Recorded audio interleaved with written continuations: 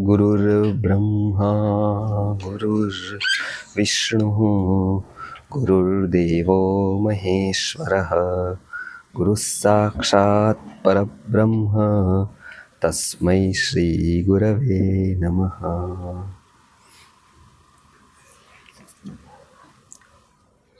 આજે આ વર્ષનો લગભગ સત્સંગમાં પહેલો સત્સંગ છે. ઘણા લોકોને પહેલાંનું થોડું ખબર નથી, જોકે રેકોર્ડિંગ બધા છે આપણે ત્યાં એપ ઉપર છે, પણ ક્યારથી શરૂ થયો તો અને એનું શું શું પહેલાં અધ્યાયમાં લીધેલું છે તો એનું એક સારાંશ રૂપે એના વિશે શું શું આવ્યા છે વિષયો, એટલા પહેલા અધ્યાયથી આપણે શરૂ કરીએ છીએ. માત્ર આપણે એક વિષય સમજવાના છે. શ્લોક્સને એ બધી વસ્તુ તો ત્યાં વિડીયોઝમાં છે એક એક શ્લોકનું, પણ એ લગભગ 2016થી સ્ટાર્ટ થયું છે અને પછી બધા રેકોર્ડિંગ નહોતા તો એ બધા શોધીને રાખી દીધા હતા. ત્યારથી સ્ટાર્ટ કરીને અત્યાર સુધી એક એક શ્લોક ઉપર એક એક વ્યાખ્યા જે ગુરુજીએ કરેલી છે એ મુજબ આપણે જોઈએ છીએ. થોડીક વિસ્તૃત વાત કરી દઉં કે વિશ્વનાથ ગુરુજી જે વારાણસીમાં હતા, એમને 2-3 વિષય ઉપર મુખ્ય કામ કર્યું. એમાં એક હતું આયુર્વેદ, જેને તો આપણે ખબર છે આપણને ઘણી બધી. બીજું હતું શિક્ષણ અને ત્રીજું ભગવદ્ ગીતા. આ 3 વસ્તુ મુખ્ય એવો માનતા હતા કે 3 ઉપર ભાર આપવા જેવો છે, શરીર, મન અને આત્મા. તો કે શરીરને સ્વસ્થ રાખવા માટે આયુર્વેદનો ઉપયોગ છે,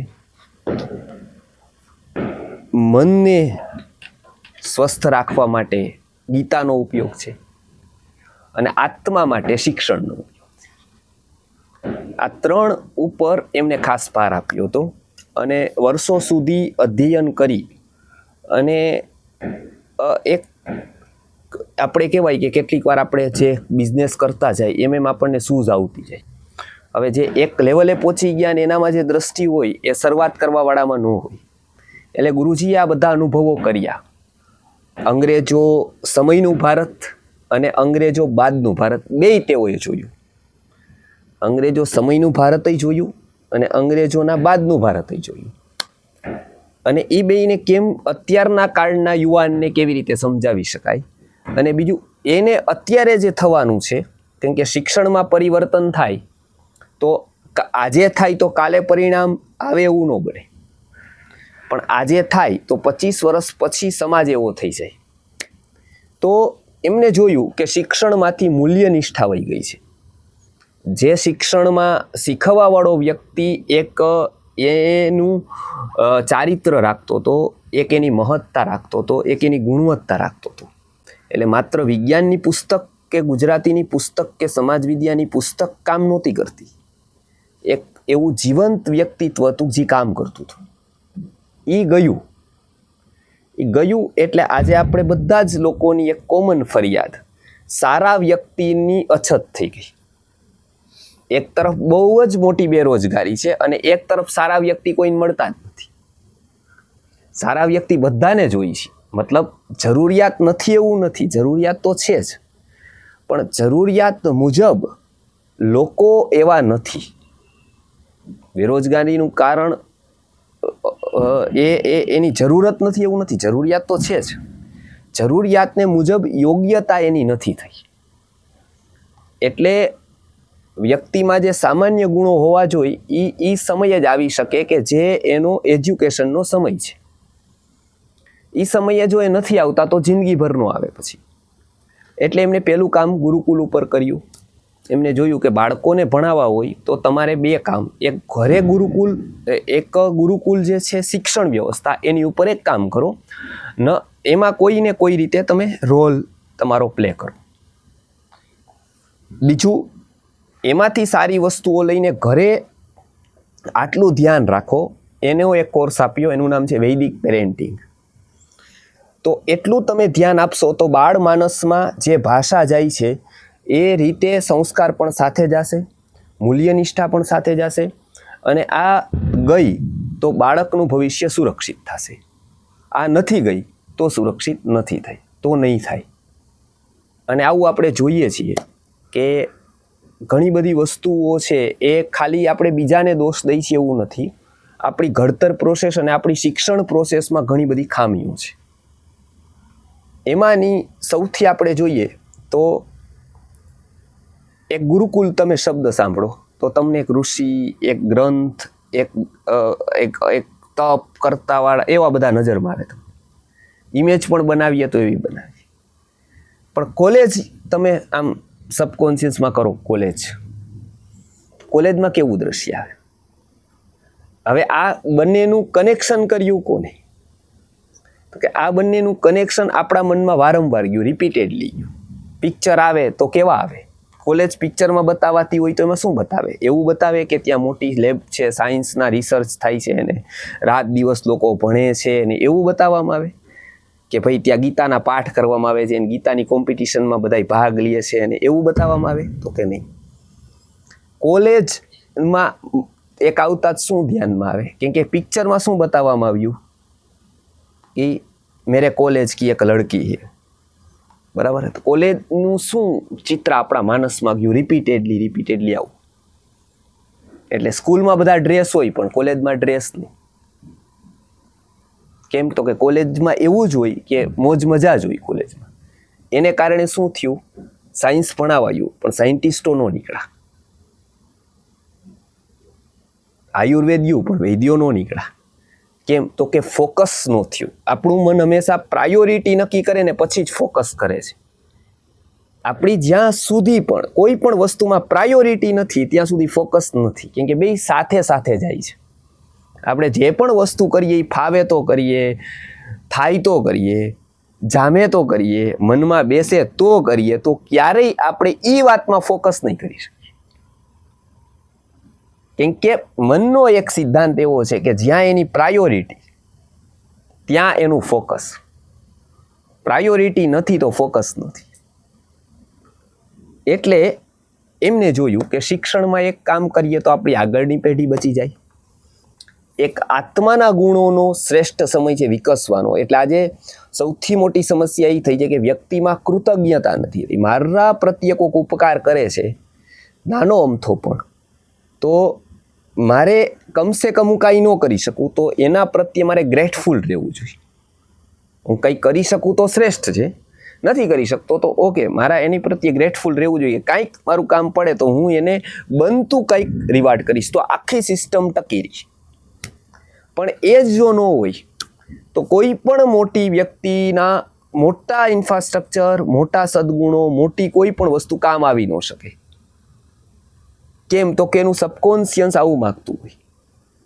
આજે આપણે છોકરાને મોટો કરીએ છીએ, પરણાવીએ છીએ, બધું જ કરીએ છીએ, પણ એને ભૂલતા કેટલી વાર લાગે છે આપણને? કેટલી વાર લાગે છે? બહુ વાર નથી લાગતી. કેમ? તો કે એનો બેઝ જ આપણે તૈયાર નથી કર્યો. એટલે પેલું શિક્ષણમાં કામ કર્યું એમને બહુ જ સરસ કે એને એ સમયે તમે એવું કરો, સદગુણો આપતા રહ્યો, એનું મહત્વ સમજાવતા રહ્યો, એને સમજાવતા રહ્યો કે જીવનમાં આત્માનું મહત્વ, જે મૂલ્ય નિષ્ઠાનું, સંબંધ નિષ્ઠાનું. તો માત્ર ગુરુકુલને ફાયદો નથી, આવું કરવાથી ગુરુકુલને ફાયદો નથી, આવું કરવાથી સમાજને, ઇન્ડસ્ટ્રીઝને બધાને ફાયદો છે, માતા પિતાને ફાયદો છે. આવું કરવાથી સારી વ્યક્તિ હોય ને એ હંમેશા બધી જગ્યાએ કામની છે. એ ખાલી એક ઘરે કામની નથી, એ કંપનીમાં એટલી જ કામની છે, એ ફેક્ટરીમાં એટલી જ કામની છે, કોલેજમાં એટલી જ કામની છે, એ મિત્ર તરીકે એટલી જ કામની છે. સારી વ્યક્તિનો બહુ મોટો રોલ છે સમાજમાં. હવે એવું કોઈ લીડરશિપ ન મળી એટલે એક શિક્ષણ સંસ્થા ઉપર ગુરુજીએ કામ કર્યું. ઘણા બધા યુવાનો તૈયાર કર્યા એમને, એમાંથી ઘણા બધા આજે પણ કાર્યરત છે. એટલે એક ખૂબ સાયલેન્ટ વર્ક, એક ખૂબ જ મોટું કરીને ગયા દ્રઢતાથી. એને હંમેશા કોઈ દિવસ નાનો વિચાર ન કર્યો, નાનું ગણિત ન કર્યું. આજે વાવીને કાલે ફળ લેવાની અપેક્ષા, વૃત્તિ જ છોડી દીધી. આજે વાવતા જ જાઓ, પ્રોસેસ ચાલુ થઈ જશે કુદરતની આપવાની. કયા રૂપે કેવી રીતે આપશે આપણે નથી જાણતા, પણ એ આપશે એવું, અને એની ઉપર એ વિશ્વાસ છે. એટલે નાનો ફાયદો લેવા માટે ક્યારે પણ અધ્યાત્મને ઇનકેસ ન કર્યું કે આનાથી નાનો ફાયદો લઈ લઉં, આવું કરી દઉં. એવું જો થાય ને તો કોઈ દિવસ વ્યક્તિ મોટા કામ ન કરી શકે. એ બધું 1-2 વર્ષ ચાલે, 2-3 વર્ષ ચાલે, પછી પૂરું થઈ જાય. પણ વિઝન હોય તો એ લાંબા કામ ચાલે. એમને હંમેશા એવો બહુ મોટો વિચાર કર્યો. આજકાલનો તો વિચાર ન કર્યો, મોટો વિચાર કર્યો. અને ભારતની એક બહુ મોટી ખામી છે કે જેને પૂર્ણ કરી. ભારતની અહીંયા ખામી છે, એ વિઝન નથી એની પાસે. લોંગ કાંઈ કરતા જ નથી. આજ પણ આપણે તિથિએ શું કરીએ તો કે લાડવા ગાંઠિયાનો જમણવાર કરીએ, છોકરાઓનો ઝૂંપડપટ્ટીવાળાને આપી દઈએ. આપણું ધ્યાન હંમેશા એટલી ઉપર જ છે. આપણું ધ્યાન એવું છે જ નહીં કે મૂલ્ય નિષ્ઠા વાવી તો શું નીકળે. આપણે ડેવલપ એટલે કેવી રીતે નથી થતા. અધ્યાત્મના ક્ષેત્રમાં પણ આપણે કાંઈ નથી કરી શકતા. એનું કારણ શું? આપણું ક્યાંય વિઝન જ નથી. આપણે હંમેશા નાના નાના થીગડા મારવામાં સમજીએ છીએ. એ નાના પ્રોબ્લેમ કે જેનું સાવ કંઈ પરિણામ જ ન હોય એવું કરતા રહે. આજે કોઈક ચાલીને જતા હોય તો બુદ્ધિમાનોનો સમય ક્યાં જાય છે? તો એ કોઈક દ્વારકા હાલીને નીકળે બૌદ્ધિક લોકો, તેને ચા પાણી પીવડાવવાવાળા લોકો આવી જાય. તો રાતોની રાતો, દિવસોના દિવસો બૌદ્ધિક વર્ગના ક્યાં જાય? સમાજની સમસ્યા વિચારવા માટે જાય કે સમજવા માટે જાય કે આવી જગ્યાઓમાં જાય? એટલે પેલું એ કામ કર્યું એને કે બૌદ્ધિક લોકોને રસ્તો બતાવ્યો કે તમારે તમારી એનર્જી ક્યાં વાપરવી જોઈએ, તમારે શક્તિ ક્યાં, આગલી પેઢીને સુરક્ષિત કરવા માટે શું કરવું જોઈએ ને જે આજે બહુ ઉપયોગી છે. પેલું કામ. બીજું કામ, ભગવદ્ ગીતાનું અત્યારની પરિસ્થિતિ પ્રમાણે આકલન કરી અને કોઈ પ્રકારના સંપ્રદાય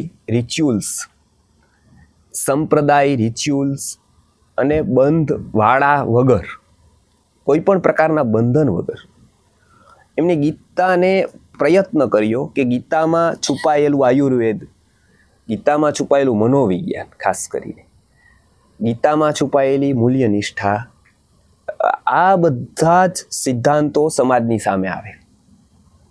અને એને કામ આવ્યું ત્યાં મનોવિજ્ઞાન, આયુર્વેદનું અધ્યયન, જે એમને વર્ષો સુધી કર્યું હતું. એટલે ગીતાને ખોલવા માટેની ચાવીઓ છે. એ અલગ અલગ ચાવીઓથી અલગ અલગ વસ્તુઓ ખુલે છે. જો એ વસ્તુ એની પાસે નથી તો ગીતા ખુલી શકતી નથી. કેમ કે આમ તો યુદ્ધની જ વાત આવે છે. સ્થૂળ રીતે જોઈ તો યુદ્ધની જ વાત છે, પણ એની અંદર શું હોય છે તો એ તો કોઈક જ જાણી શકે. કેમ કે આમ જોઈ તો ચિત્ર એક જ હોય, પણ એ ચિત્ર બનાવવા માટે અને કયા એંગલથી એને જોવું, તમે જુઓ તો ચિત્રની કોમ્પિટિશન થાય તો એમાં તમને તેમ જ લાગે કે આ બધા સરખા જ છે. આપણને નંબર આપવાનું કહે, કોઈ દાદા બનાવે, સામાન્ય ચિત્રકાર બનાવે, બધા જ લોકો ચિત્ર બનાવે તો આપણને એમ જ લાગે કે આ બધાય સરખા. બધાય સરખા ન હોય. માઇક્રો લેવલ ઉપર ઘણા બધા એમાં ડિફરન્શિએટ પડે કે કયું કે એમાં કઈ ભૂલ, કઈ વસ્તુ સારી. એ એક છે. મશીનમાં પણ એવું, બધે જ જગ્યાએ જુઓ તમે, સ્થૂળ વાતોથી જુઓ તો બધું સરખું જ દેખાય. પણ જેવું તમે માઇક્રો લેવલ ઉપર જુઓ તો તમને ખબર પડે કે ઓકે આનું અલગ છે, આ અલગ છે, આ અલગ છે. ગીતામાં પણ એવું છે. આપણે સામાન્ય રીતે જોઈએ તો ખાલી એક યુદ્ધની વાત, એક કૃષ્ણ ઉપદેશ આપે અને અર્જુન સાંભળે એવું છે, એક સામાન્ય રીતે. પણ વિશેષ રીતે જોઈએ તો એવું એક શ્લોકનો મર્મ આપણા જીવન સાથે સંકળાય છે. એટલે ભગવદ્ ગીતા આપણે વાંચી તો એટલું જ નીકળું, મરણ વખતે આપણે વાંચી, ઘરે રાખી દીધી. પણ કોક સાયન્ટિસ્ટે વાંચી, કોક આચાર્યએ વાંચી, કોક વૈદ્યે વાંચી, કોક વેદાંતીએ વાંચી, તો એમાંથી અલગ નીકળ્યું. તો એના માટે ગીતાનું મહત્વ ખૂબ છે. અને બીજી વસ્તુ, એ અત્યારના કાળને લાગે એવું છે. અત્યારના કાળને જો સૌથી વધારે કોઈ કનેક્ટ કરતું હોય અત્યારની પરિસ્થિતિ કાળ પ્રમાણે, તો એ સૌથી વધારે કોઈ નિયરેસ્ટ ગ્રંથ હોય તો વેદ, ઉપનિષદથી લઈ, પુરાણોથી લઈને બધા લઈ લ્યો તો એમાં સૌથી વધારે એપ્રોપ્રિએટ ભગવદ્ ગીતા છે. સૌથી વધારે એપ્રોપ્રિએટ ભગવદ્ ગીતા છે. કેમ તો કે સાયકોલોજી, મનોવિજ્ઞાનનો ગ્રંથ છે. અત્યારની સમસ્યાઓ સૌથી વધારે મનની નથી, સૌથી વધારે શેની છે તો કે આઈની છે. અહમ કેન્દ્રિત છે. કેમ તો કે સમાજ હંમેશા જોજો બધા કે કાંઈ એ અર્થ પ્રધાન હોય, સૌથી વધારે સારું કેવું છે તો કે ધર્મ પ્રધાન હોય ને એ સૌથી સારું. બરાબર? પેલું. પણ સમાજ એવો હોતો નથી, બહુ ઓછો હોય છે. એ કાં અર્થ પ્રધાન હોય, કાં કામ પ્રધાન હોય, કાં અર્થ કામ બંને પ્રધાન હોય. પહેલાં શું હતું તો કે કામ પ્રધાન હતું. કામ એટલે વ્યવહાર. તો આપણે લગ્નમાં જોતા કે લગ્ન હોય એક જાન્યુઆરીમાં, તો ડિસેમ્બરમાં તો બધા મહેમાન આવી જાય, બરાબર. પછી બધું કામ કરે, હાથે રસોઈ કરે, ને રાત્રે બેસે ને ગીત ગાય ને કંઈક ચાલે. 15 દિવસ વયા જાય એમાં, બરાબર. પછી લગ્ન થઈ જાય, પછીના 15 દિવસ પાછા રોકાય, બરાબર. આવું આપણે જોયું, કેમ કે કામ જ નહીં કાંઈ, બરાબર. ખેતી હોય તો એટલું જ કામ, પછી પૂરું થઈ ગયું. ઉનાળામાં કોઈ કામ જ નહીં. પણ જેવું ઇન્ડસ્ટ્રીયલ ડેવલપમેન્ટ થયું એટલે આ જે ટાઈમની આપણને કિંમત નહોતી સમજાણી, એ ટાઈમની કિંમત સમજાવવા હજી આપણને નથી સમજાણી, પણ એવું કહી શકાય કે એવું એને કમ્પેરમાં આપણને સમજાઈ ગઈ. તો શું થઈ ગયું કે લગ્ન ભલે લઈખી ગમે એવડી, પણ અહીંયા તો ઓછી થઈ ગઈ વિધિ. 2 કલાક 3 કલાક 5 કલાક 6 કલાક રહી, એવો એક કાળ આવ્યો, બરાબર. કે એને આપણે અર્થ પ્રદાન કહીએ છીએ. પહેલાં હતો કામ પ્રધાન, વ્યવહાર પ્રધાન. વ્યવહારો, ખૂબ વ્યવહારો, લાંબા વ્યવહારો, રોકાવાનું ખૂબ. માસીને ત્યાં જાય તો 5 દિવસ, ને પછી એ લોકો પાછા અહીંયા આવે તો 10 દિવસ રોકાય. એક જ કે કામ હતા પ્રધાન, વ્યવહારો કરો, ઓને ત્યાં જાય, બરાબર. એટલે એ એક એવો કાળ હતો. પછી કયો કાળ આવ્યો? અર્થ પ્રધાન. એમાં શું હતું? પૈસાનું પ્રાધાન્ય વધ્યું. કામ ઓછો થતો ગયો, પૈસાનું પ્રાધાન્ય વધતું ગયું. એ એક કાળ આવે. હવે કેવો કાળ છે? તો હવે બંનેને પ્રધાનતા છે. હવે જુઓ તમે, તો મોટા લોકો લગ્ન કરે તો 7-10 દિવસ હાલે. અહીંયાથી ઉદયપુર જાય, ત્યાંથી વાં જાય, ત્યાંથી દુબઈ જાય, ને ત્યાંની વાં ઓલી કરે, ત્યાં કરે, બરાબર. કેમ? તો કે એ એક વસ્તુ, હવે પૈસા કમાણા તો બતાવવાની હવે ભૂખ છે. બતાવવા કેવી રીતે? બતાવવા માટે એક લગ્ન 7-10 દિવસ હાલે, 15. પણ એવું ન થાય કે 7-10 દિવસમાં એને કંઈક સમજણ આપે. પછી અમને ખબર પડે કે ઓહ, એ 15 દિવસ આવેલા હતા, એના તો છૂટાછેડા થયા બીજા 15 દિવસમાં. એમ કે બેઝ ખબર જ નથી, શેમાં ટાઈમ આપવો જોઈએ એ ખબર જ નથી. ને એવા ઘણા બધા અત્યારે બને છે કે કેટલી બધી સેરેમનીઝ થાય, કેટલું બધું થાય, કેટલું બધું એની પાછળ ગોઠવાય, પણ અંતે એને ખબર નથી કે એને જીવવું છે કેવી રીતે. એવું કોઈ કહેવાવાળું આખા ફંક્શનમાં કોઈ જ ન હોય. એની ઉપર ઉપકાર કરવાવાળા એવું તો ગોઠવે જ નહીં કે એને કંઈક સમજાવી, એવું ન કરે. કે પલંગ દઈ દો, ફ્રીજ દઈ દો, ટીવી દઈ દો, એવું કંઈક દઈ દો. એને સમજાવવાની વાત તો દૂર જ રહી. એને એમ છે કે એને કંઈ જરૂર જ નથી સમજવાની. પણ સૌથી વધારે અત્યારે જો જરૂર હોય તો શિક્ષણ જ્યાં નિષ્ફળ ગયું છે ત્યાં ગીતાને લઈ અને એને સમજાવવાની જરૂર છે. એટલે ગીતા આજના કાળે સૌથી વધારે એપ્રોપ્રિએટ છે. કેમ? તો કે ગીતા એક ઉપર વિશ્વાસ કરે છે, અને એ છે વિચાર. ગીતા એવું કહે છે કે કોઈક દિવસ કાયદાથી કોઈ વ્યક્તિ બદલે નહીં, ધાક ધમકીથી બદલે નહીં, પ્રેશરથી બદલે નહીં. એ જે બધું ગોઠવાય ને એ સભ્યતા કહેવાય, સંસ્કૃતિ નો કહેવાય, એને ડિસિપ્લિન કહેવાય. કે એક જ તરફ બધા ચાલે, એક જ તરફ પેલું, એ બધું ડિસિપ્લિનના ઓકે, ડિસિપ્લિન થઈ શકે એવી, બરાબર. તમે બહાર જુઓ તો ડિસિપ્લિન ખૂબ સારી હોય, સભ્યતા ખૂબ સારી હોય, બરાબર. કે ભાઈ સભ્યતા ખૂબ સારી હોય, કેમ કે એને એવું એજ્યુકેશન આપ્યું હોય કે તમારે એક જ લાઈનમાં ચાલવું, થૂકવું નહીં, આવું નહીં, એવું બધું એને હોય. પણ એ જ વ્યક્તિ જોવો તો પાછો ઉંદર મારીને ખાતો હોય તરત જ. તો એટલે એ એનામાં સમજ નથી કે ભાઈ મારામાં પણ આવું ચેતના છે, એનામાં પણ છે, તો હું ખાઈશ તો આ કેવું સુખ ચક્ર ચાલશે, એ નથી. તો એની જે છે એ ડિસિપ્લિન છે, એવું થઈ શકે દબાવથી બધું જ. પણ આ શેનાથી થઈ શકે? તો કે સંસ્કારથી થઈ શકે, વિકાસથી થઈ શકે. ગીતા એના ઉપર કહે છે કે કોઈ વ્યક્તિનો વિચાર બદલે છે ને ત્યારે વ્યક્તિ પૂરી બદલી જાય છે. અને એ વ્યક્તિનો વિચાર બદલાવા માટેની પ્રોસેસ ગીતા કહે છે. કેવી રીતે તમે બદલાવશો? એના 3 આયામ છે. એક, આચરણ.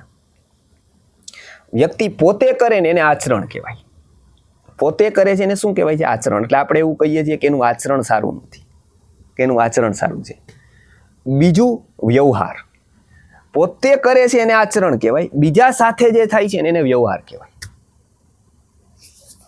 કોઈક એવું કંઈક પોતાની રીતે મોડો ઉઠતો કાંઈ થાય તો આપણે એવું ન કહીએ કે એનો વ્યવહાર સારો નથી. કાં તો પાર્ટીઓમાં જાય, કાં તો દારૂ પીતો હોય, તો આપણે શું કહીએ? એનું આચરણ સારું નથી. આપણી સાથે રૂડલી વર્તતો હોય તો આપણે શું કહીએ? કે એનો વ્યવહાર સારો નથી. આપણે એવું ન કહીએ કે એનું આચરણ સારું નથી. આપણે શું કહીએ? કે એનો વ્યવહાર સારો નથી. તો પોતે જે એપ્લાય કરે એને કહેવાય આચરણ. એ ઇન્ડિવિજ્યુઅલ. બીજા સાથે કરે એને શું કહેવાય? કે વ્યવહાર. અને એ સિવાય એ સમષ્ટિ સાથે કરે એને કહેવાય કાર્ય. આ 3 ફેક્ટર છે એંગલ ઉપર. આ 3 એનું જીવન છે. અને 3માં જો કોઈ ભાગ ભજવે છે એનું ફ્યુલ, તો એ વિચાર છે. એક જ વિચાર એવો આવે તો વ્યક્તિને આખું ડિસ્ટર્બ કરી દે, હતાશ કરી દે, નિરાશ કરી દે. અહીંયા એ વિચાર પ્રધાનતાને લઈ અને શું શું થાય એવું પહેલા અધ્યાયમાં કીધેલું છે. એટલે પહેલો અધ્યાયની શરૂઆત ભગવદ્ ગીતામાં થયેલી છે એ અર્જુનના વિચારથી થયેલી છે. એ વિચાર શેનો છે? તો કે વિષાદ આવી. એટલે પહેલા અધ્યાયનું નામ શું પડ્યું છે? અર્જુન વિષાદ યોગ. એની ભૂમિકા એવી છે કે ગીતામાં 1 થી 10 11 શ્લોકમાં તમે પહેલા ગીતા જોશો તો એમાં બંને સૈન્યોનું વર્ણન આપ્યું છે. સૈન્ય અને સેનાપતિ, કે ભાઈ એક મહાભારતનું યુદ્ધ કુરુક્ષેત્રના મેદાનમાં થાય છે. બરાબર, અહીંની ભૂમિકા ગીતાની શરૂઆત છે અહીંયાથી. બરાબર, પેલો એટલે કે ભાઈ યુદ્ધના મેદાનમાં 2 સેના લડવા માટે ઊભેલી છે. સેનાનું પણ વર્ણન છે કે એક કેટલા હાથી, ઘોડા, માણસો કેટલા છે. તો કે એકમાં 11 કૌરવોની અક્ષોહિણી સેના અને 7 અક્ષોહિણી સેના પાંડવ પક્ષે. એવી રીતે 18 અક્ષોહિણી સેના છે. આ પક્ષે 11, આ પક્ષે 7. એ એવું બતાવે છે કે સજ્જનોની સંખ્યા હંમેશા ઓછી રહેવાની છે. તમે ગમે તેટલું કરો એની મોટી નહીં થાય. કેમ કે ખાલી તમારો પ્રયત્ન કામ નથી કરતો, એની મેચ્યોરિટી પણ કામ કરે છે. આપણે પ્રયત્ન કરી દઈએ બરાબર, પણ સામેવાળાની મેચ્યોરિટી હોય તો જ એટલું જ લઈ શકે કે જેટલી એની મેચ્યોરિટી હોય. કેટલીક વસ્તુ આપણે મેચ્યોરિટી કરતાં ઉપરની વાત નથી સમજી શકતા. એટલે શું થાય છે કે સજ્જન લોકોની સંખ્યા ઓછી હોય. એટલે અહીંયા 7 અક્ષોહિણી સેના પાંડવોની છે, સામે 11 કૌરવોની છે. એ 7 અને 11 થઈને 18 થાય છે. એટલે પ્રથમ 1 થી 10 શ્લોકમાં 11 શ્લોકમાં બંનેનું વર્ણન કર્યું છે કે ભાઈ કોણ છે, કઈ સેનામાં કોણ છે, કઈ સેનામાં મુખ્ય કોણ છે, સેનાપતિ જેને કહેવાય છે એનું વર્ણન છે. અહીંયા જે વાત લાગુ પડે છે, આપણને પણ લાગુ પડે છે, એ બધી વસ્તુ એમાં કીધેલી છે 1 થી 11 શ્લોકમાં. ભાઈ એમાં 2 વસ્તુ જોવા મળે છે કે પાંડવોની તો આપણે ખબર છે, કૌરવોની પણ ખબર છે, પણ એના બંનેના સેનાપતિઓમાં કૌરવ પક્ષના સેનાપતિ છે ભીષ્મ, પાંડવ પક્ષના સેનાપતિ છે ધૃષ્ટદ્યુમ્ન. બરાબર, એમાં પેલું જે છે એમાં 2 વસ્તુ અહીંયા તાર્કિક રીતે બતાવેલી છે. એક, શરૂઆત થાય છે ત્યારે બંને પક્ષના સેનાપતિઓ અને સેનાને બધા હાજર રહે છે એવો માહોલ છે ત્યાં યુદ્ધનો. બીજા બધા જ ગ્રંથો છે એ પોસ્ટ વોર લખાયેલા છે, અને ગીતા એક એવો ગ્રંથ છે જે પ્રી વોર લખાયેલો, પોસ્ટ વોર નથી, પ્રી વોર. એટલે વોર પહેલા એ વોરની વાત કરે છે કે આનાથી આવું થઈ શકે એવું એ પહેલાથી જ પ્રિડિક્ટ કરે છે કે આનાથી શું થશે હાનિ. અને એટલા માટે છેલ્લા પ્રયત્ન સુધી યુદ્ધને બચાવવાના હતા, અને એ પ્રયત્ન સફળ ન રહ્યા એટલે યુદ્ધ અનિવાર્ય થયું, એટલે યુદ્ધ થયું છે. એકચ્યુઅલી એ યુદ્ધ બધા જ એવું યુદ્ધ જેવું નથી. એટલે આ એક ભગવદ્ ગીતાની ખાસિયત છે. બીજી ખાસિયત એ છે કે એમાં જે ઉપદેશ અપાયેલો છે એ કોઈ એક કાળને કે એક વ્યક્તિને ધ્યાનમાં રાખીને નથી અપાયો, પણ એ સર્વકાળને અનુસરીને, સર્વ સિદ્ધાંતોને અનુસરીને અપાયેલો છે એટલા પોર્શનમાં. એટલે આખા મહાભારતમાં 18 જે પર્વો છે એમાં ભીષ્મ પર્વ નામનું જે પર્વ છે છઠ્ઠું, એમાં 25 થી 42 સુધીના શ્લોકો છે એ ભગવદ્ ગીતા છે. એટલે એક પાર્ટ જે મહાભારતનો અલગ થયો એને આપણે આજે શું કહીએ છીએ? ભગવદ્ ગીતા.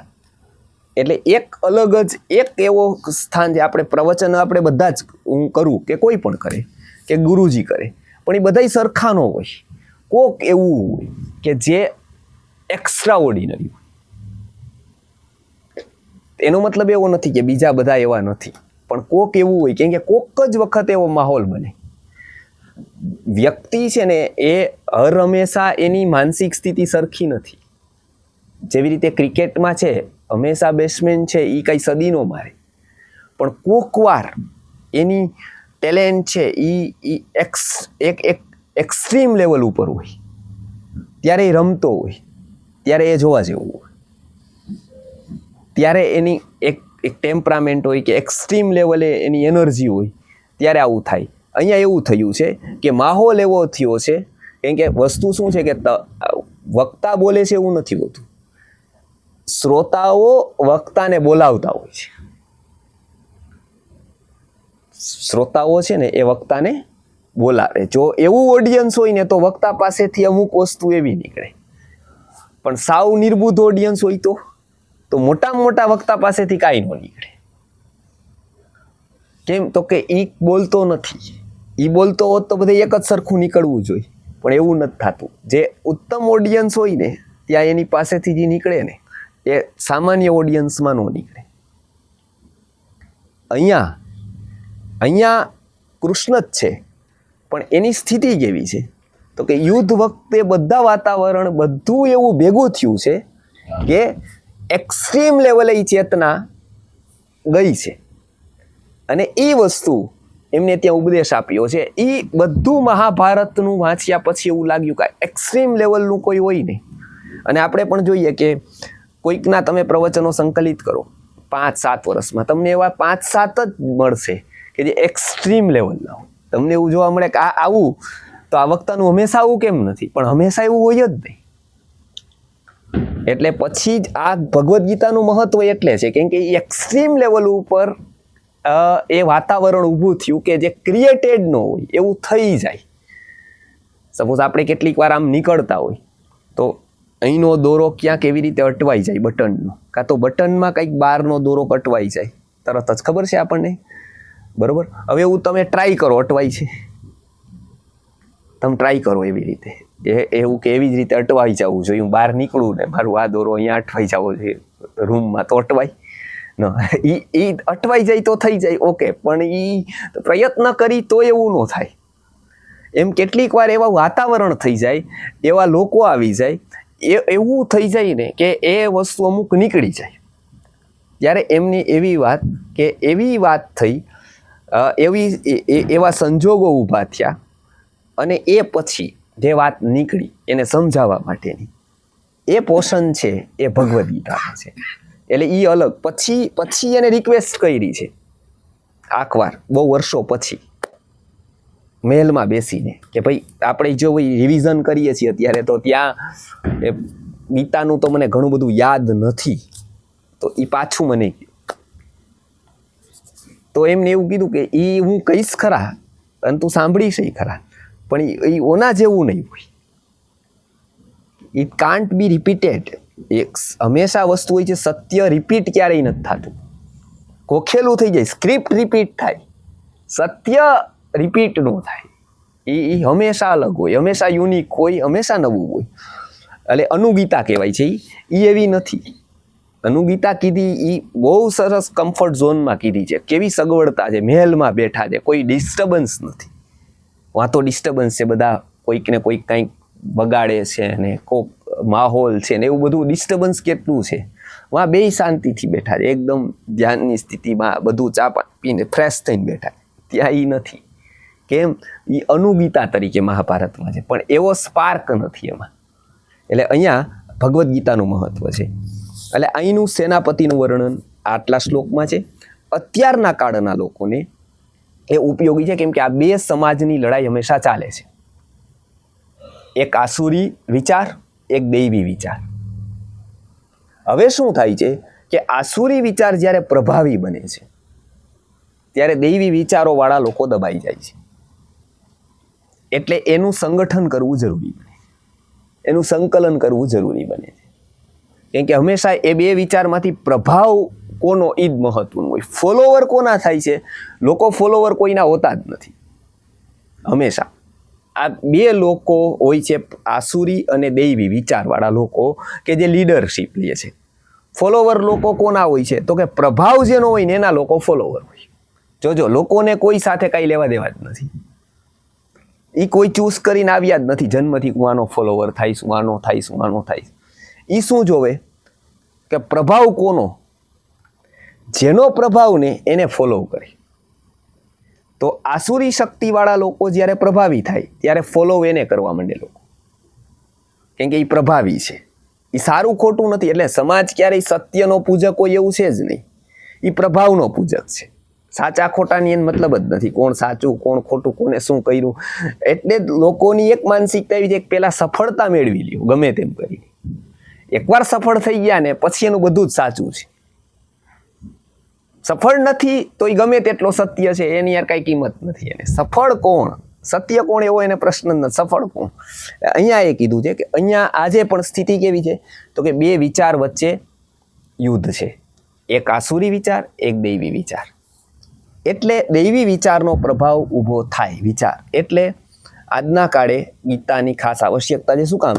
એ વિચારનું જો નહીં થાય તો આવનારી પેઢી છે એની ઘણા બધા દૂષણો આવશે. ત્યારે મહાભારતમાં પણ, ગીતામાં પણ આ જ કીધું છે કે જો દૈવી વિચાર પ્રભાવી નહીં થાય તો ઘણા બધા દૂષણો આવશે. અત્યારે પણ એ જ લાગુ પડે છે. એટલે આજે આપણે જોયું કે 1 થી 11 સૌ પ્રથમ બંને સેનાઓ ઊભી છે અને બંનેને સેનાનું વર્ણન 1 થી 11 શ્લોકમાં છે.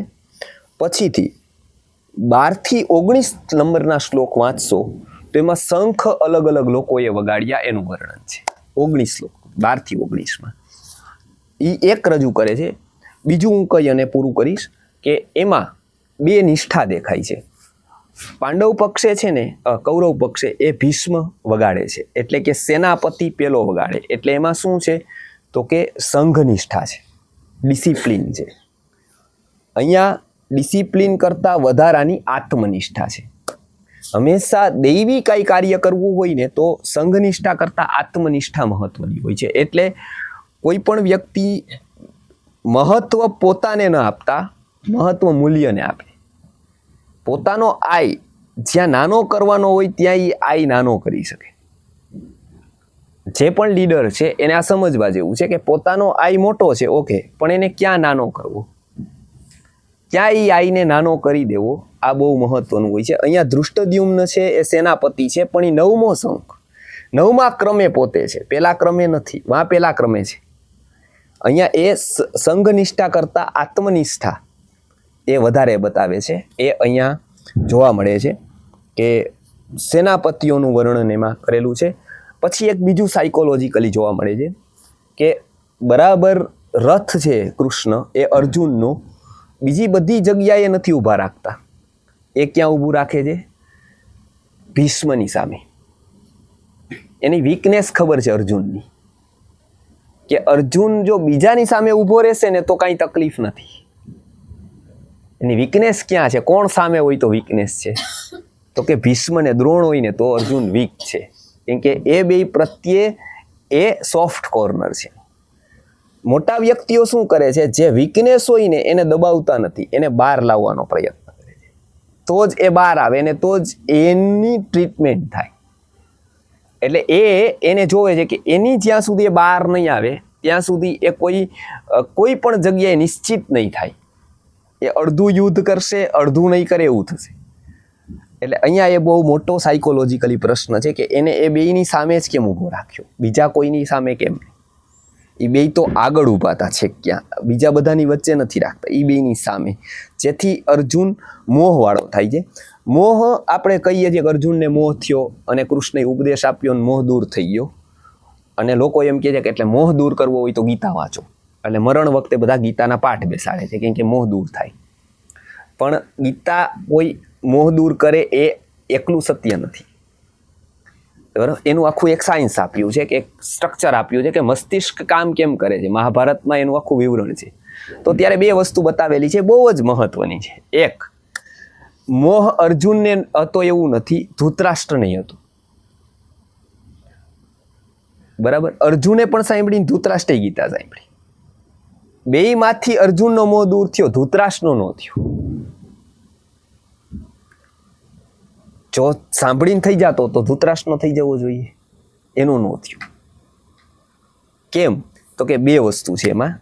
3 પ્રકારના લોકો હોય છે. એક, બુદ્ધિજીવી. બીજું, બુદ્ધિવાદી. ત્રીજું, બુદ્ધિનિષ્ઠ.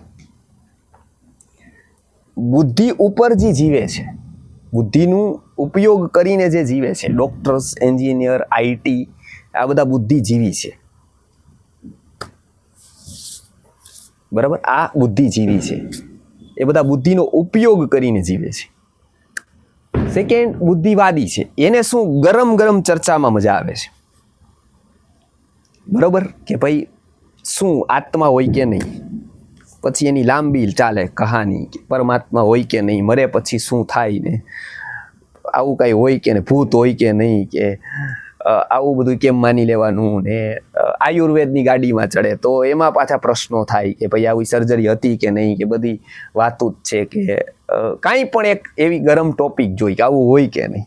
એ ચાલે ત્યાં સુધી, અને એવું રિયલ અનુભવ્યું પછી તો કે પછી આવે કે આવું કરવાનું છે કંઈક સારું, કે એમાં એનું કંઈ એક્શન ન હોય. એને કહેવાય કે બુદ્ધિવાદી. એક્શન ઝીરો, કરવાનું કાંઈ જ નહીં, ચર્ચા કરવાની, આત્મા પરમાત્મા આ હોવું જોઈએ, ફલાણું આમ કરવું જેવું, પણ કોને? તો કે બીજાએ. આવું સમાજ હોવો જોઈએ, આવું થવું જોઈએ, એનું એસે લખવાનું, એનો નિબંધ લખવાનો, પણ કરવાનું કોને? તો કે બસ એને સોલ્યુશન આપવાના.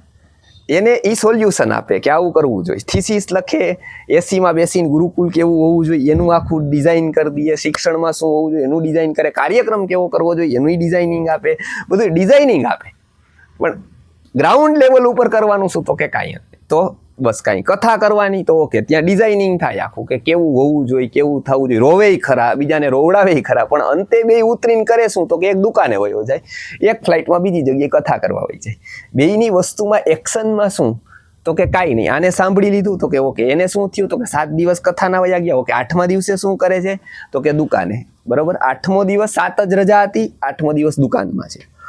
આ વ્યક્તિને તો કે એક જ અહીંયા કથા હતી, આગળની હવે લંડનમાં છે, તો અહીંની બુક કરી દઈએ ને લંડન હોય જાય. એક્શન શું? ઝીરો. એટલે સમાજમાં ક્રિયા નથી તો પરિણામ નથી કાંઈ. ખાલી વિચાર એ કેવી વસ્તુ છે? તો કે બૌદ્ધિક બુદ્ધિવાદી છે. પહેલા 5-6 વર્ષ પહેલા અહીંયા શરૂ થયું, આપણે ત્યારની હું વાત કરું છું. ત્યારે ઘણા ડોક્ટરો આવે, રવિવારનો દિવસ હોય, રજાનો હોય, એટલે ત્યાં ભેગા થાય બધા. અહીંયા નવું હતું તો ભેગા થાય, ચર્ચા થાય, એટલે ગજબ ચર્ચા થાય. પંચકોશ શું ને, આ શું ને, ઓલું શું ને, મર્યા પછી શું, કઈ યોનીમાં જાય ને, યોની કેટલા પ્રકારની હોય ને, 4-5 કલાક ચાલે. એ સારું કહેવાય કે એની એટલી જિજ્ઞાસા હોય. પણ એવું કહી કે ભાઈ અહીંયા આવો તમે મંગળવારે, કેમ? તો એ ન ફાવે. પછી કહી કે ઓલા કાર્યક્રમમાં આવો, તો કમ્ફર્ટ ઝોન તૂટે એવું એને ન ફાવે. એ કે નહીં, પછી એમાં ફાવે નહીં. એમાં પછી વાં જવાનું હોય. તો પછી મને સમજાણું, હવે વિવેકાનંદને વાંચ્યા ને ત્યારે એમાં સમજાણું કે એ સાયન્ટિસ્ટો એને પડકાર ફેંકતા કે આત્માને સિદ્ધ કરી દો. તો કેશવચંદ્ર સેન ને એ બધા 5-10ની ટોળી લઈને જાય અને વૈજ્ઞાનિકો સામે બેસે. ઓલા લોકો ક્યાંક આત્મા છે જ નહીં, એટલે આ બધાય લોકો પુસ્તકો લાઇબ્રેરીમાંથી લઈને પુસ્તકો આત્માનું અસ્તિત્વ સિદ્ધ કરે ને એવા બધા લેખો લઈને જાય કે ફલાણાએ આવું કીધું ને, ઓલાનો પૂર્વજન્મ થયો ને, ફલાણાને યાદ આવ્યો ને, સાયન્સ આવું સ્વીકારે છે, એનર્જીનું સાયન્સને. એટલી મહેનત કરે. ઓલા આગળ 6 કલાક ચર્ચા હાલે બધાની, થિયોસોફિક સોસાયટીમાં અને બ્રહ્મો સમાજમાં.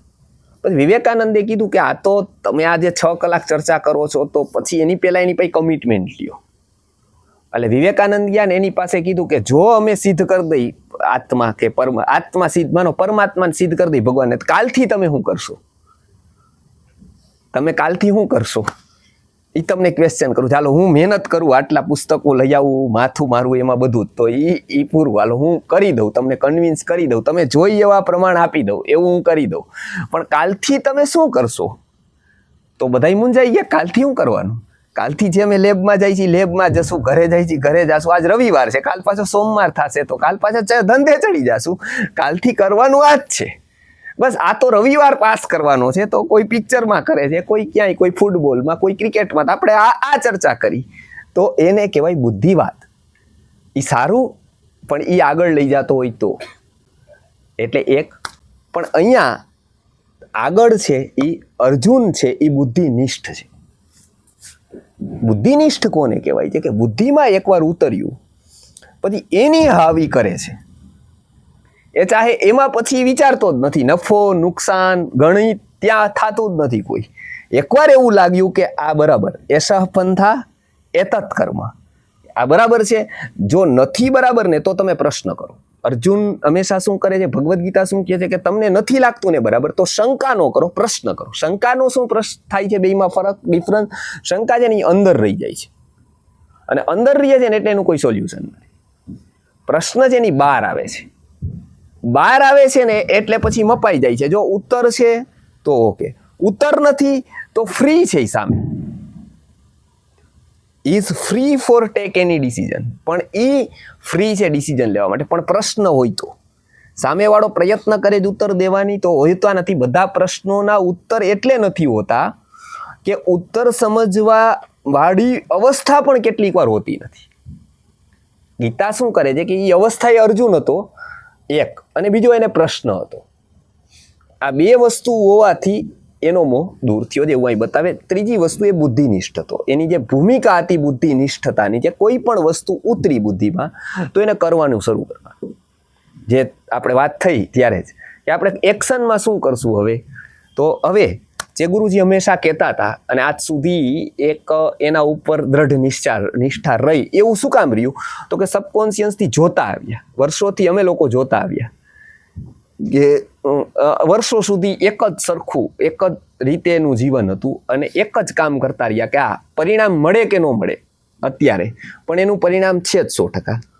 આવું જ એક આપણે અત્યારે આ 19મા શ્લોક સુધીની વસ્તુ થઈ છે. 20થી લઈ અને છેલ્લા શ્લોક સુધી આપણે આવતા વખતે પૂરું કરશું. પણ અત્યારના આપણે ગીતા જયંતીમાં આવા જ વિચારો પહોંચાડવા માટે ગુરુજીએ જે આખું આના ઉપર કામ કર્યું છે એ સમાજ જાણે, સમાજ એને થોડોક સમજી શકે, અને ખાસ કરીને યુવા વર્ગ. એટલે ગુરુજી એક ડિઝાઇન કન્સેપ્ટ કર્યો. એનું જે પણ એ ડિઝાઇન કન્સેપ્ટ ડિઝાઇન કરે ને એ ઉપર બહુ ઊંડો વિચાર હોય, જે સામાન્ય વ્યક્તિને તો નહીં પણ અસામાન્ય વ્યક્તિને કદાચ એનું 50% 60% ખબર પડી શકે. એ શું હોય ને, ક્યાં અસર કરશે, કેવી રીતે કરશે, એ કદાચ આપણે બહુ વિચારી તો આપણને ખબર પડે, પણ એ એને ખબર હોય કે આ હું કરીશ તો આમાં કેટલી સમય, શક્તિ, ઉર્જા જશે, અને એ બધું કેલ્ક્યુલેશન કરી અને એ કહે કે આવું કરાય.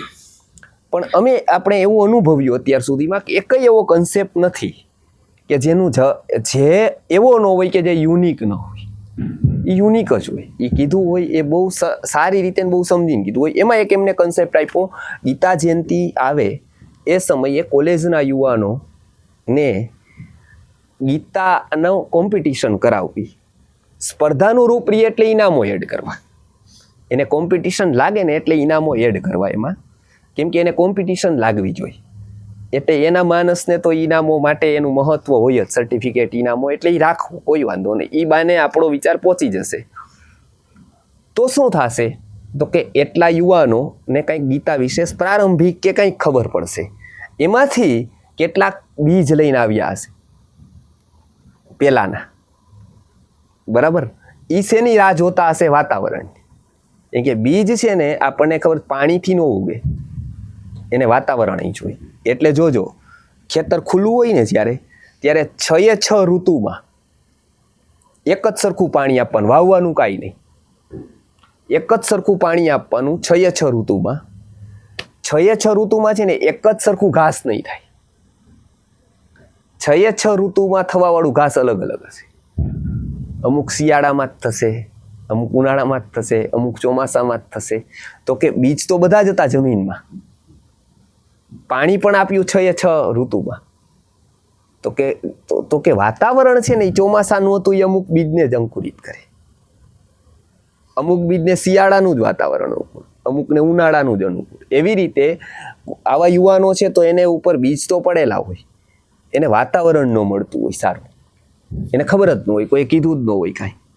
તો શું થાય કે એને જે આવા લોકો છે એને ઇનડાયરેક્ટ આ વિચાર મળે, એને ખબર પડે ગીતા, અને એ બાને એ 5, 7, 10 પુસ્તકો વાંચે, આ બાને પણ એ વાંચે, એ વાંચીને લખે, ત્યારે એક પ્રોસેસ થાય, એ લખી અને વિચારીને કદાચ એ સારા લોકોના સંપર્કમાં આવે એવી શક્યતા.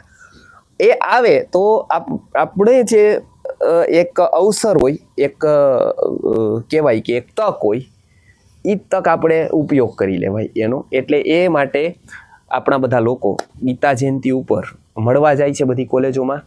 આપ લોકો પણ એમાં આવું ગ્રુપ બન્યું છે અને ખાસ બધા એમાં જોઈન થાવ. 2-3 વસ્તુ કરવાની છે કહી દઉં. એક તો આપણે આજુબાજુમાં ક્યાંય કોલેજોમાં ઓળખાણ હોય, રાજકોટ અથવા બહાર, તો આપ એમાં લોકોને કહો, ચાન્સેલર કાં તો પ્રિન્સિપાલ્સ, એવા કોઈ પણ હોદ્દાના હોય લોકો, પ્રોફેસર કોઈ પણ, તો એ લોકોને કહો એમના કોલેજમાં પોતે બેનર્સ મારી દે, અને આપણામાંથી વધારે ને વધારે લોકો કોલેજોમાં મળવા જઈને સાથે સ્ટુડન્ટ્સ એક સાથે ભેગા થાય, તો આ આપણામાંથી જ કોઈક લોકો એને 10 મિનિટ એનું મહત્વ સમજાવી અને એના નામ લખી લે. બરાબર?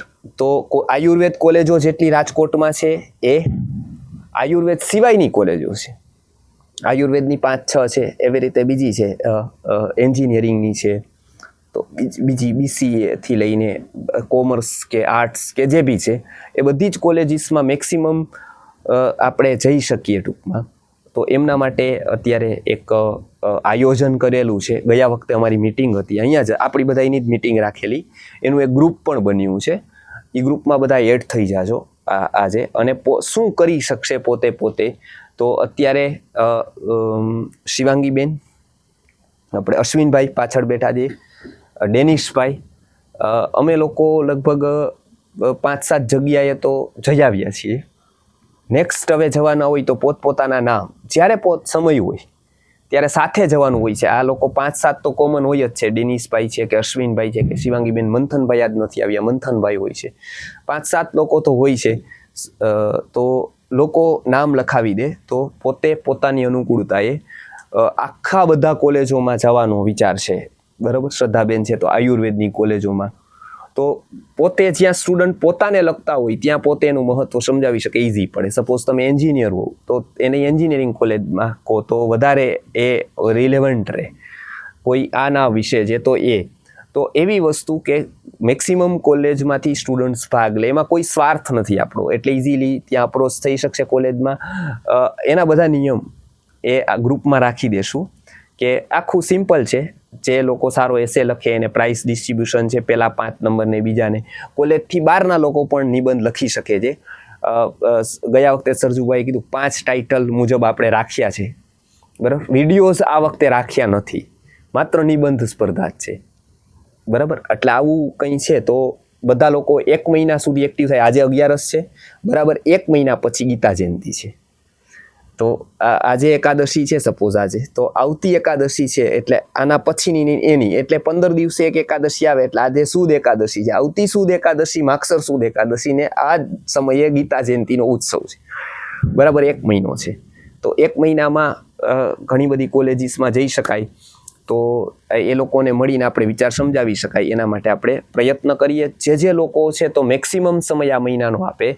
જરૂરી રાજકોટ છે, બહાર ઘણા બધા જગ્યાએ છે, તો એ લોકો આયોજન કરે. 18 ખુલે છે ને બધી કોલેજો, 18થી ખુલે છે, તો ત્યાં સુધીમાં આપણે આવતા સોમવારથી ત્યાં સુધીમાં બધું તૈયાર છે. લઈ જવા માટે કાર્ડ, સંસ્થાના બેનર્સથી લઈ અને એ બધું તૈયાર છે. એટલે એવી રીતે બધા લોકો પોતપોતાના નામ લખાવી દે અને ગ્રુપમાં જોઈન થઈ જાય. શિવાંગીબેન કહેશો કંઈ? હા, ગ્રુપમાં મોસ્ટલી તો ઘણા બધા છે જ, જે નહીં